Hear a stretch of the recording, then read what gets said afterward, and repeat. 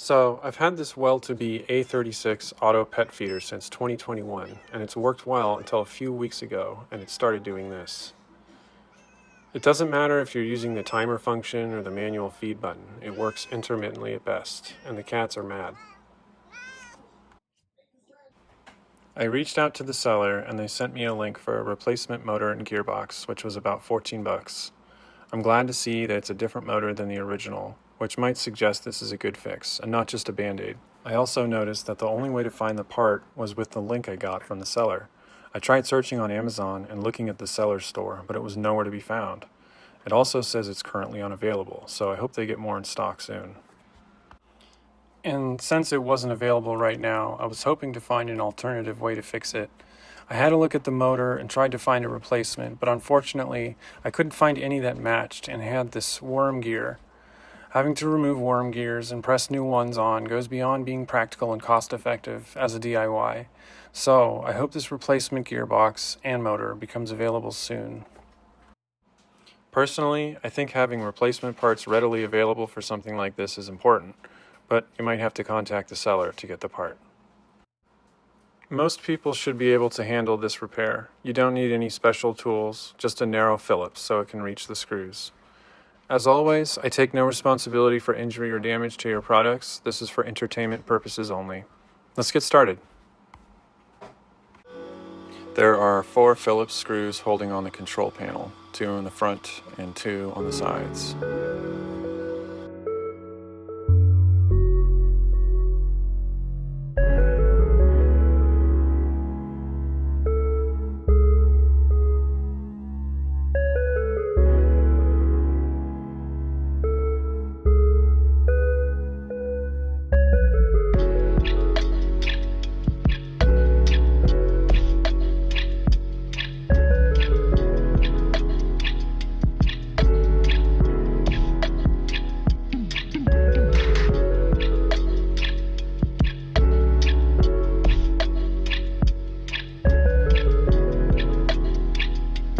Disconnect the wiring harnesses from the control panel.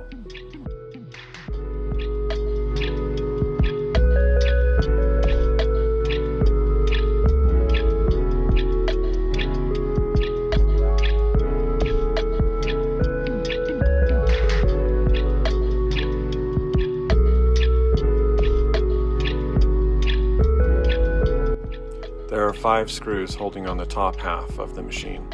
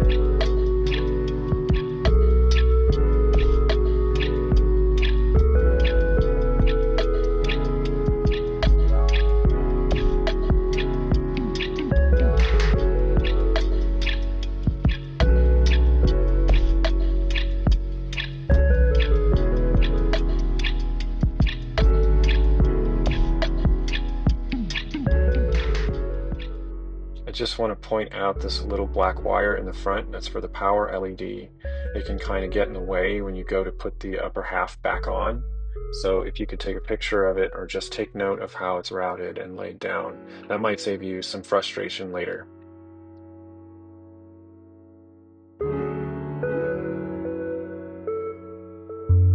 So there are 9 screws on the bottom, and you can take a flathead and pry out the rubber feet so you can get access to the screws that are underneath.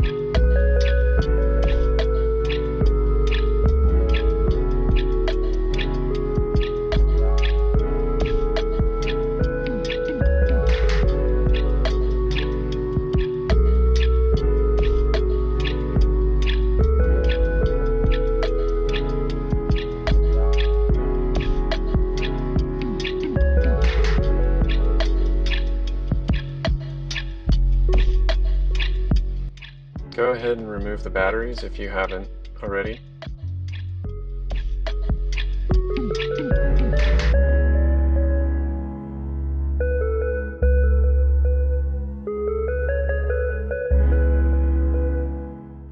Turns out there's one more screw and it's underneath the sticker on the bottom.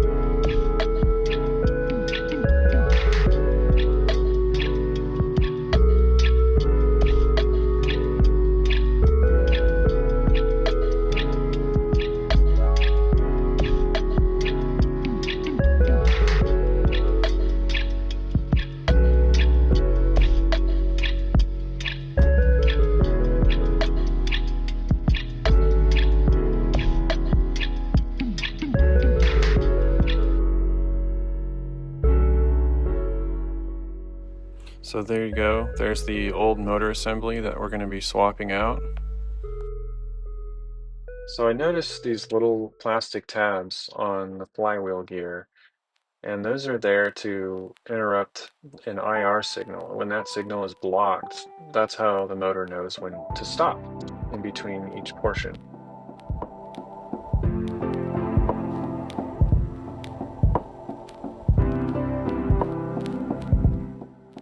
Remove the connector for the IR sensors, and there are 4 screws holding down the motor assembly.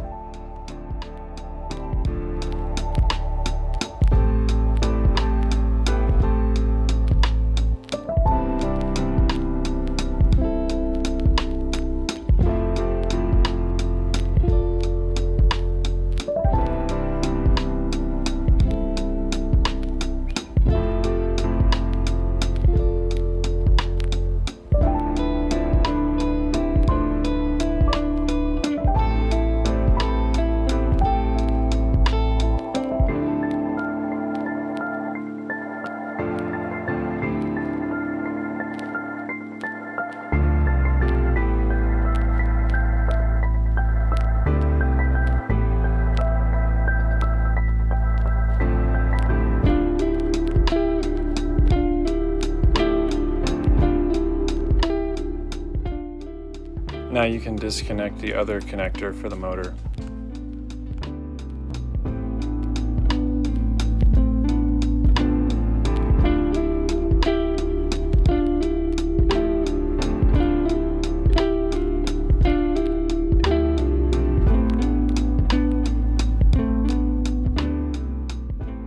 Here's a quick side-by-side of the new assembly next to the old one. You'll notice that the motor is different than the old one.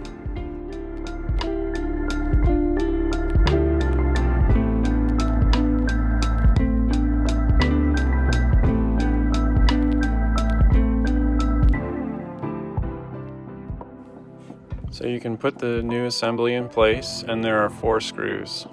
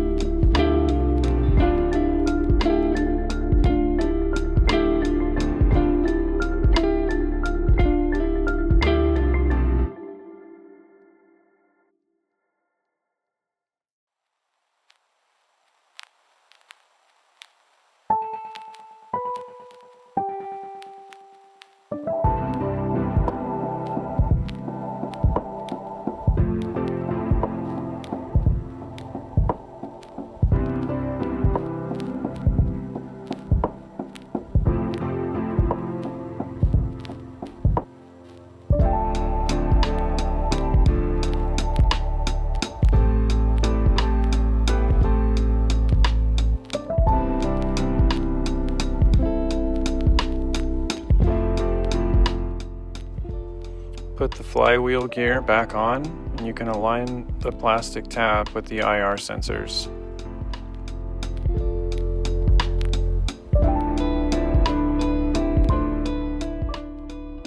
Reconnect the motor and the IR sensors.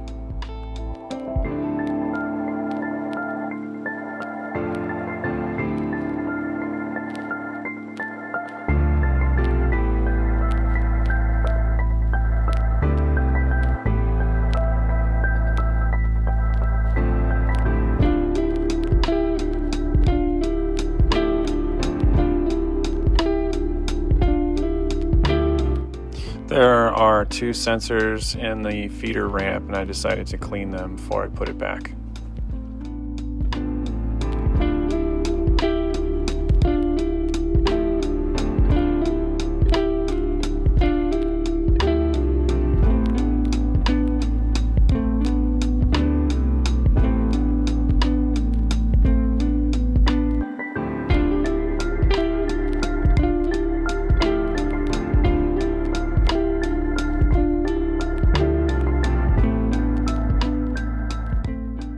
So now you can zip tie the cable harnesses together, and you want to make sure that none of the wires are getting snagged, because there needs to be enough slack for them to reach the controller when you feed it through the body.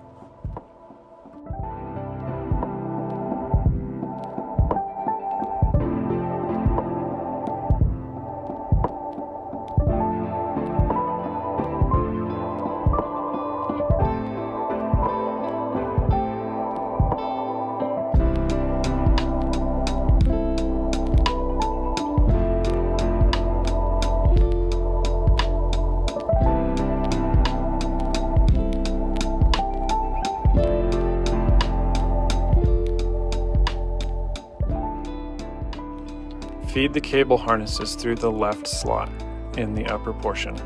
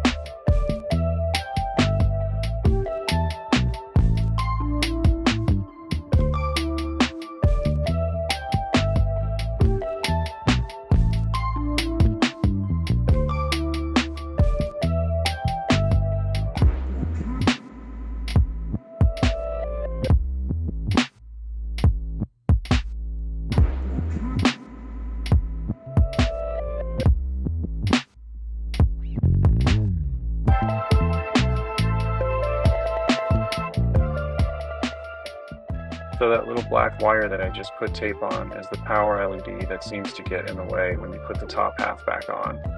Just in case you're having the same problem, you can go back earlier in the video to see how to correctly route it so that it's not getting in the way. Just wanted to point that out. There are 9 screws holding on the bottom.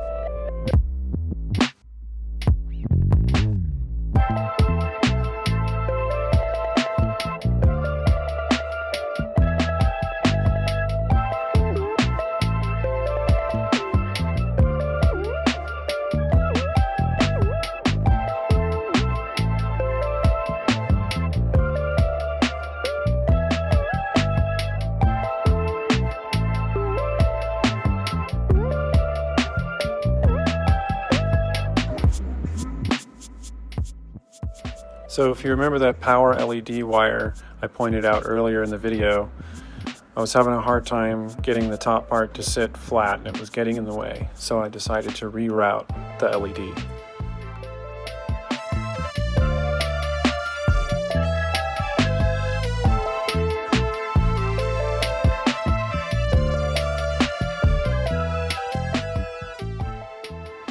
There are 5 screws holding the top part.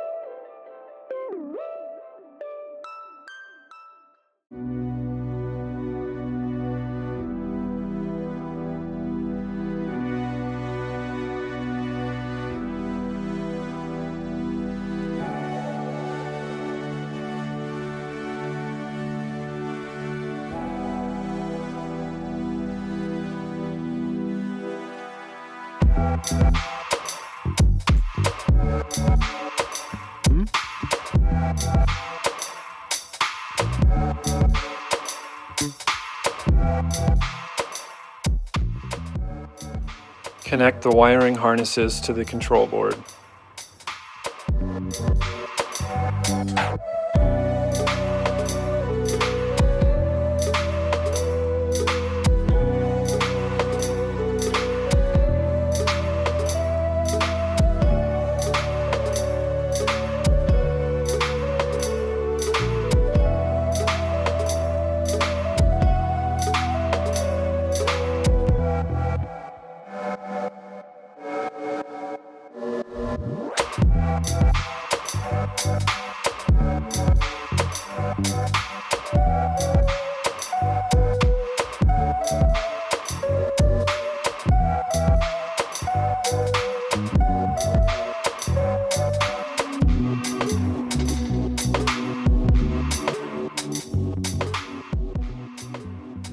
There are 4 screws holding the control board, and this is the last step.